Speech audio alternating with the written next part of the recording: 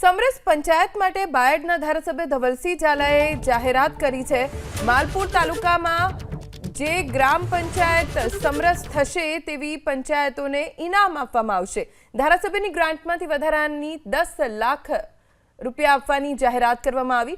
સમરસ grant ઉપરાંત ધારાસભ્યની ગ્રાન્ટમાંથી વધારાના 10 લાખ આપવાની જાહેરાત ધવલસિંહ ઝાલાએ કરી છે।